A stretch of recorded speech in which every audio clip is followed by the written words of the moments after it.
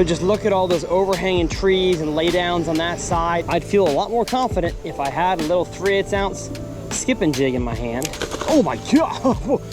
This pocket looks even worse. I look like a boxing class. Pow, pow, pow, pow, pow.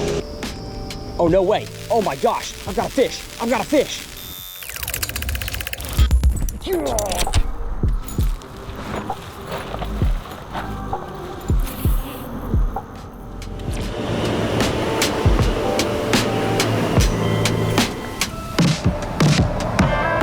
What's going on, folks, and welcome back to the 200 Pond series. My goal with this channel is to help you guys become better bass anglers, and in this series especially, in real life as I go fishing at 200 ponds across the nation and sometimes across the world. Today we are in a totally different environment than I'm used to being in. We are in the Big Apple, New York City. And the fact that I'm in the middle of New York City underscores such a cool part of the 200 Pond series, and that is catching bass where you may not think they exist, today being in the middle of the Big Apple. So enough chit chat, and let's get down to the first pond in today's episode, that being the pond in Central Park.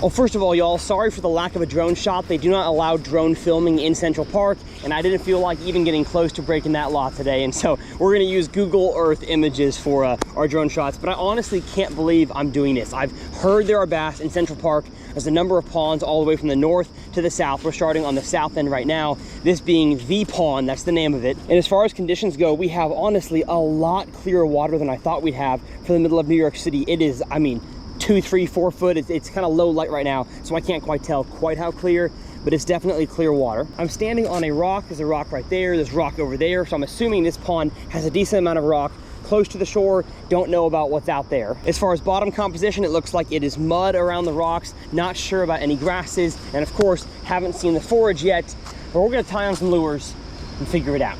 And because I had to fly in, I brought the Lew's Traveler series of rods. I don't think the review is out on my channel yet, but I will be reviewing these two rods here on the channel. They are 3-piece travel rods that come in an awesome little black tube, so easy to fit on the plane. And of course, my Evolution Fishing largemouth tackle bag, this here being the sling bag, super easy again for travel. I didn't figure I would need a whole lot of lures, and I hope that's the case. And judging by what I see and the fact that it's 6:45, I did make it here in good time. I'm gonna go with a top water bait to start on one rod, the Mach Patroller. Let's go with a bone color. And then just to cover some water, I'm gonna go with a little underspin with a tiny swim bait. I feel like that could be one that I may snag down there, and as much as I wanna throw a vibrating jig, I'm not sure if that's too much for them. The top water's on my medium Traveler rod, and the swim bait's on the medium light one. They're both 6'6" though to fit inside the tube. Let's see what kind of a roll cast up. That's not good. Now, from what I've heard, most of the bass in Central Park are not very big. So my confidence of catching one and completing this episode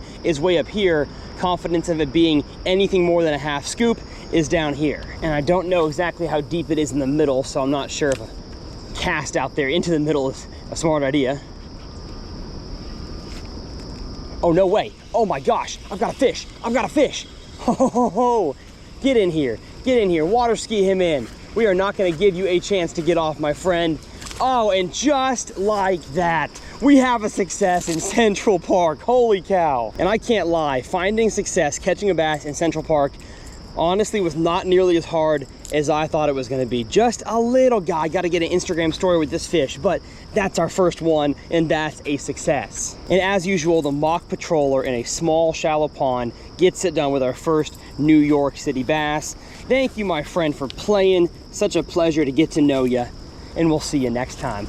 Come on! And let me whip out my phone and show you exactly where I made that cast, because it was actually a pretty good one. It was right over there next to that little patch of standing lily pad area, which from here is probably a good 30-35 yards, and so I doubt many people are making a cast over there, and the fish bit it pretty much as soon as it hit the water. So if I can get casts all across this pond here, probably not from the corner over there, but I'll probably end up finding success in all these ponds if I can make more difficult casts than most anglers around here are making. So let's get the Patroller back in there. Let's see if I can make that cast again. Amazing.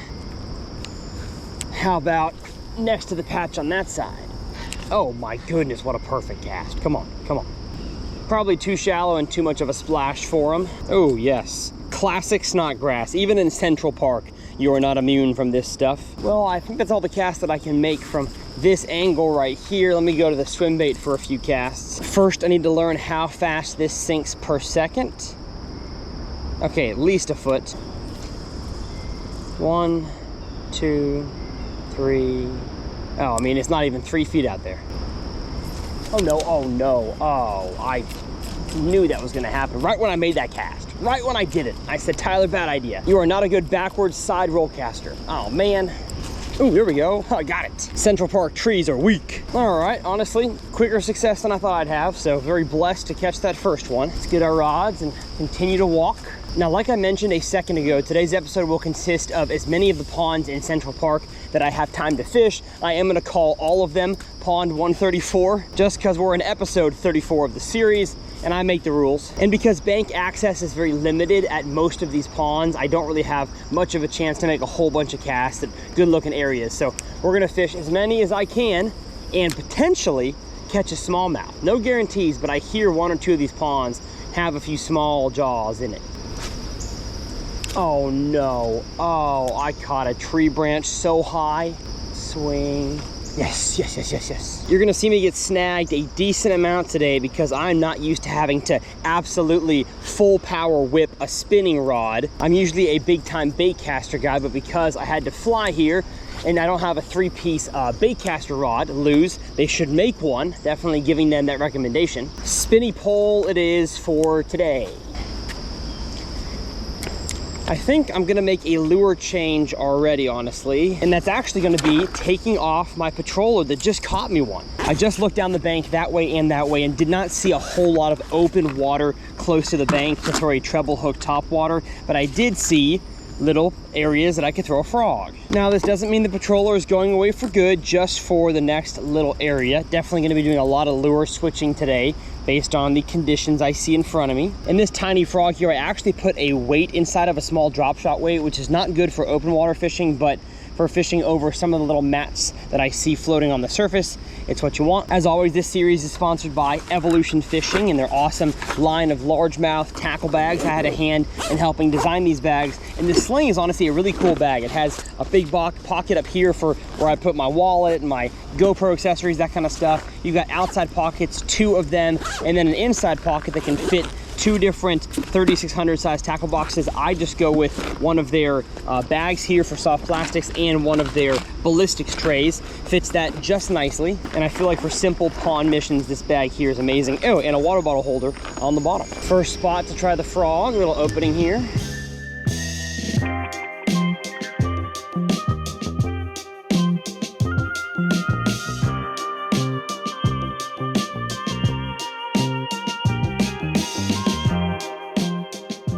These floating duckweed mats here mixed with snodgrass are definitely a lot shallower than I thought they would be. I'm having topwater doubts. I found myself a little upward section of this pond. I guess you call it a creek. You're probably not supposed to be in here right now, but oh well. Maybe there's a frog eater in here. Oh, look at that. New York City special. Deceased squirrel. Nothing like a dead animal contaminating our drinking water. There are so many trees in here. Very difficult. Now, from where I started over there, I did see a little section of path on this side of the pond that I don't know, honestly, how easy it is to access. Let me check. It does not look easy from this side. I should go the other way. Now, I doubt that my GoPro does this justice, but the sun peeking through the buildings, a little bit of fog or mist in the air, bouncing off the pond, going through the trees. Goodness, what a beautiful park. I walked around Central Park, I don't know, 10, 15 years ago, but of course didn't have a rod. Honestly, don't even think I filmed my fishing adventures back then, and so it's cool to finally be able to document probably the world's most famous park and the fish that live in it. Now this looks like a froggy area. I gotta doctor this frog. I'm not liking this. When I was packing for this trip, I thought, oh yeah, I'll just throw a little frog in there with a weight in it. That'll be great for any mats I encounter. Which is true, but like realistically, how many mats am I gonna find in Central Park? Boop. There it goes. In case we need it, we'll put that drop shot weight away. I did, though, bring with me my favorite super glue, so I should be able to glue up this wound here. While that dries, I'm gonna fish my other rod. And you know what? I do love a little swim bait in clear ponds, especially in the early morning time period. I don't think this is gonna be a lure that I have on for very much longer, especially with how much snot grass and leaves there are to get snagged on. Let's check the frog. Are we dried? Dried enough, I would say. Oh, much better. She floats. Ooh. Oh, a bass just moved right there. There was one under my nose the whole time. All right, that's all she wrote for this spot here. Come on.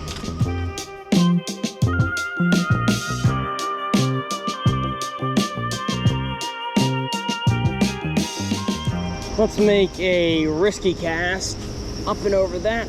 Oh, come on, that was beautiful. I really think the more that I fish this pond, I got very, very lucky to catch one on what, my third or fourth cast? Because besides one swirl I saw in that corner, I have not seen any other activity. I mean, maybe some minnows here or there, but I haven't seen a bluegill move. I haven't seen hardly any turtles move, surprisingly. Besides the New York City ducks, this pond seems pretty lifeless. The contrasting beauty of the pond and the city is definitely a lot cooler to look at than the fishing has been so far. Okay, now the sun's coming up. I really got to cover some water, I think, because if the top water bite is happening, it's just going to happen with the sun low. So I got to go fast. Oh, I got a wake behind it. There's a wake behind my frog. Come on, man, eat it, eat it. Son of a gunslinger, come on. Hey, activity, we love to see it. All right, moving on. Oh my goodness, I had one right here. He was so teeny tiny. No, duck, it's not for you. Thank you. I had a little squirt of a bass eat my frog. See, I know I can't throw a patroller there, but that's the kind of fish that gets caught on a patroller. I knew there'd be one around here. It looks too good. I don't think I can reach that side over there. Nope. About 10 or 15 feet short, so we got to keep moving.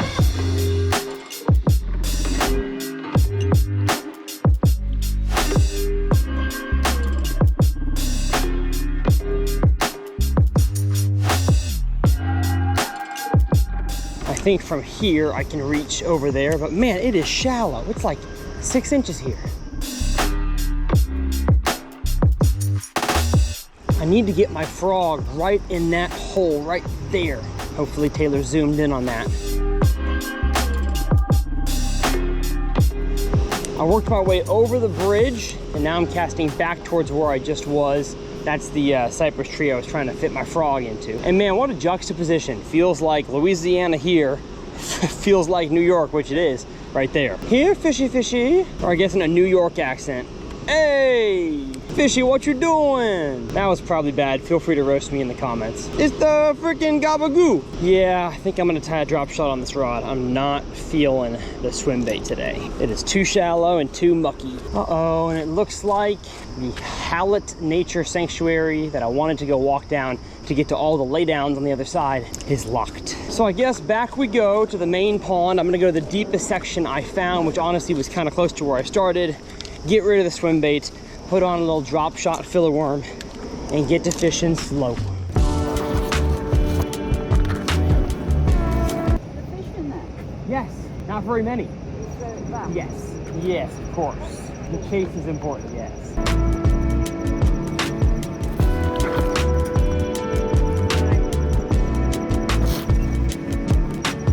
Three-quarters of a drop shot filler worm and a 16th ounce weight. My confidence level has risen. Now I debated between a Ned rig, a shaky head, and a drop shot, and I just thought because I can hop this thing a little bit faster, kind of cover more water with it than I can a Ned rig and a shaky head, I felt like it was a better choice. And if I do fish around any kind of timber, this thing is weedless, so I'm not gonna get snagged nearly as often. But just look at all those overhanging trees and laydowns on that side. Even the heron is over there. Definitely bummed that here at the pond I can't fish that side. And as much as it pains me, I'm gonna try to fish as slow as humanly possible because I know these ponds are some of the most pressured in the country and they don't have many big ones. So my main goal, like I said, is to catch one bigger than a single scoop. I think we can do it. We just gotta be patient. Hey, look, a boxing class on the trail. Pow, pow, pow, pow, pow. Honestly, boxing's probably a skill you gotta learn to live in New York City. Oh, I've got one. Oh no, he was so small. So teeny. Honestly, might even need a smaller worm. And my technique for going as slow as possible is just making a fan pattern. So every single location I can step out to fish, I cast there, I cast there, I cast there, there, maybe go back the other direction, and then I move on. I'm not making the same cast over and over and over again. I'm making a fan of casts. And I do the same thing with top water if you have a good shallow flat or a vibrating jig or a spinnerbait. But with how bleh the outside of this pond is here, there's no good structure to actually cast my top water over, and the swim bait didn't work.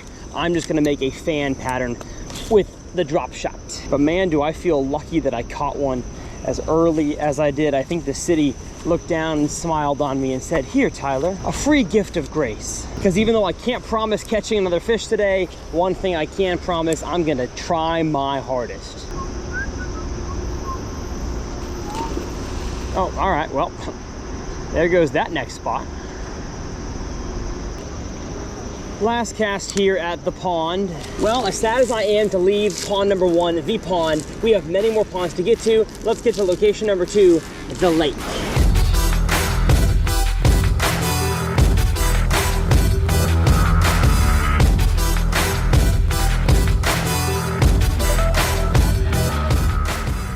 Well, as I scroll on all the fish caught on Fish Brain at the lake here, I don't see a whole lot of bass. Seems like mostly a carp lake, but hey, we're gonna give it a shot. Ugh, water is a nasty green. Definitely a lot less good looking than the last pond, so I'm gonna take off the topwater frog. The sun is fully out now, so topwater, at least in these kind of ponds, is totally done. And I think I'm gonna get myself a little vibrating jig. This color here looks good. I think it's a 1/4 ounce. And I would put on some leader material, but I honestly don't think I need it with how dirty this water is. Bye-bye, frog. Thanks for the singular bite. And for a trailer on this thing, I think I'll put a little Mach schooler on. That is good looking.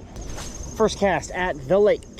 Oop, and I felt some sticks out there. Okay, that's good. And I really would love to snag some grass, find a grass edge, but I highly doubt Central Park authorities are letting any milfoil grow in their ponds. Man, a fish just jumped right there. Okay. I'm liking the activity level I'm seeing in this pond. I don't like the nasty green mucus on top of the water, but obviously something's still living in here. Now, while the water clarity is significantly worse in this pond, what is better is the bottom composition. It's pretty much a rock bottom. I have not had a single cast come back with snodgrass on my lure, so definitely more fishable. Oh my gosh.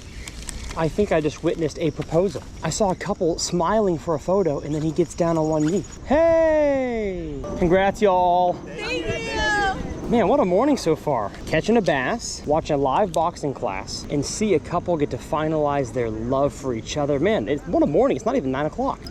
Uh-oh. I got my drop shot snagged. You got it. Oh my God, you got it. I got a stick. Like I was so confident that I just had a fish. All right, enough for this spot. Let's cross the bridge. Actually, this side over here looks pretty decent.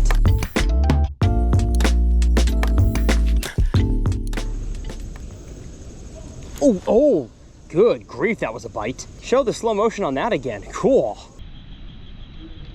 I wish he'd bite again so I could catch him this time. My expectations were definitely down here to start, and as soon as I caught one, my expectations rose to unsafe levels. So I think we gotta bring ourselves back down to reality here. This is Central Park in New York City, not private water fishing in Texas. Keeping it moving.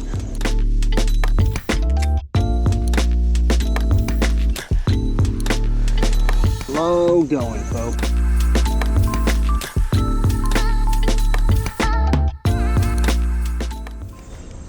Oh, is that a fish?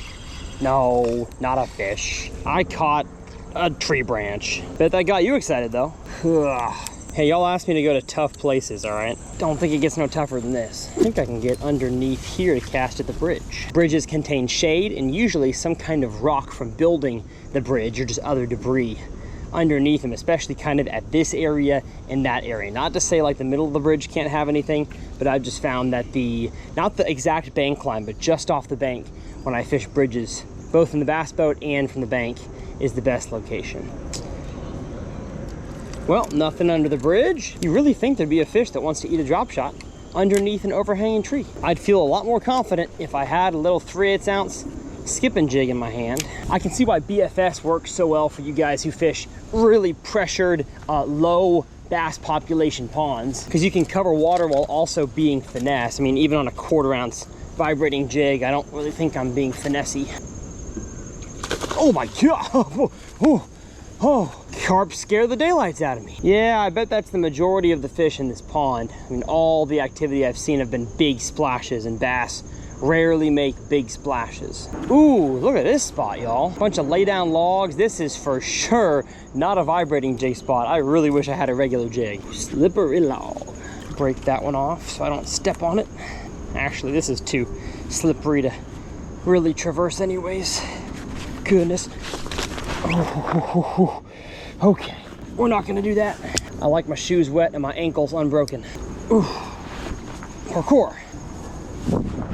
Bummer, spot looks good. I'm kind of wondering if I should scrap this pond. I caught one at the pond down at the south side. What did you catch? A little bass. Yeah. A bass? Yes, I know. It was my third cast of the day. What? And so can you? Do you have to? Is it catch and release? It's catch and release. That's Yeah, what I thought. I don't want to eat these fish anyways. You don't want to eat No. them, right? Oh, how cool Of is course that? not. So expectations went sky high, and now they're brought down to reality. You know. Are you using a worm or are you using A fake worm. a fake worm? Yeah, Got it. exactly. Okay, gotcha. Have a good one, y'all.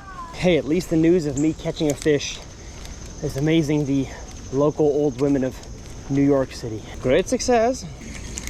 All right, I'm about to give up on this pond. But besides the drop shot, man, I guess I could throw the old-fashioned skunk buster, the caffeine shad. I could throw a wacky rig or a Nico rig. Honestly, that kind of sounds good. I do have a black and blue Mach stick I could throw. If the water was clear, I'd definitely throw a tumbleweed. But I can't lie to y'all, this pond, at least compared to the last one, seems pretty junky. Well, if you've ever caught a bass from the lake in Central Park, consider yourself a better fisherman than I am, because I couldn't do it. So call it quitting, call it giving up. I'm gonna call it a different new opportunity at the pond behind me, Turtle Pond.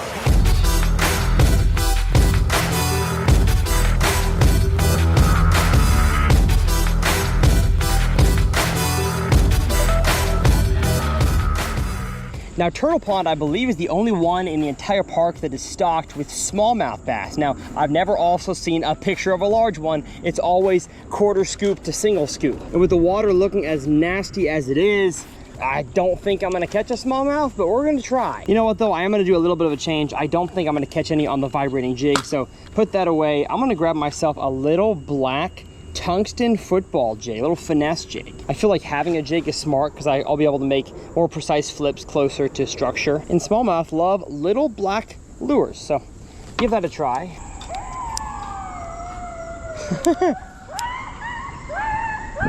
Wow, man, the dogs love that ambulance, or hate it. There ain't gonna be none here. Water's nasty. The first pond I fished, not this one. Which first pond? The pond. Way down south, but none at the lake and none here so far. Yuck, this pocket looks even worse. I'm wondering if the fishing is always this tough or it's just a combination of time of the year and the harmful algae. But I'm definitely feeling it for you guys who fish ponds like this all the time. No, don't do that. All right, gonna do the old send the rod trick, hoping I don't break the tip. Got it. Let's go. If that don't cause you to subscribe, I don't know what will. And does my tip look okay? Yes, it does. I'm realizing though, this jig does not have a weed guard, which is not ideal. All right, it's official. The bite stinks. Well, let's do one last Hail Mary here and try a lure change. Maybe a drop shot is not for these fish today. Let's try the old faithful wacky rigged worm with a little Nico weight. Because the worst I can do is continue catching no fish. Let's go to one more little spot over by those rocks over there. Oh my goodness. Mr. Snapper. Hello. Trying to come for my toes? Get out of here. Cool. Well, Turtle Pond is living up to its name. Lots of turtles, but no biting bass today. And that's gonna do it, folks. Now, after starting the episode so hot with the fish catch right away, we went 6 hours without at least a bite that we knew was a bass. One of them was a pretty strong bite. A few of them could have been bluegills, could have been turtles eating my line. But honestly, I'm not as upset as you think I would be. Because as far as the 200 Pond series goes, it was a technical success. You guys who watch know I've just got to catch one bass and teach you guys everything I learned along the way. And today we did that, as well as had some New York City experiences and sights. But honestly, the most impactful part of my day was not catching a bass. It was not attempting to catch fish in 3 different New York City ponds. It was watching other people experience the outdoors. You know, as an outdoorsman, I spend so much of my time in the outdoors. So when I see trees and grass and especially bodies of water, I'm a fisherman, I see ponds and fish and turtles and ducks, honestly doesn't impress me. I'm kind of numb to it to a certain extent. And in seeing people from across the globe watch me fish and ask me questions about if I've caught anything, and the 2 old ladies that were so excited that I just caught a singular fish, honestly filled me with a lot of joy that I get to do this for a living. A lot of people come to Central Park, they come to New York City, and this is like one of their few experiences into a window of the outdoors. And for me, I get to experience that all the time. And so I feel incredibly blessed, incredibly grateful. And I'm just so happy that I caught a fish and experienced everything I did today. So hopefully y'all enjoyed this video. As always, the exact tackle I used will be linked down in the video description. The Mach Patroller is my favorite skunk buster topwater, I guess you could call it, for small fish. I've got my 2 travel rods. I believe it'll be just one link for both the medium and the medium light. Again, they break down into 3 pieces. They fit in your check bag, or you can carry them on the plane with you. And I had 2 spinning reels on these today, both with 18-pound PEX8 Seaguar braid and a 10-pound pounce leader, the custom light shallow spool, and the custom pro. As always, folks, it is an absolute pleasure to make these videos for you. Hopefully you enjoyed it, and I can promise you in the next few episodes to come, I'm gonna stop fishing so many absolute grinder ponds, and we'll catch some more fish and some bigger fish. But as always, we'll teach you guys everything I learned along the way. My name's Tyler, and we'll see y'all next time right here on 200 Ponds.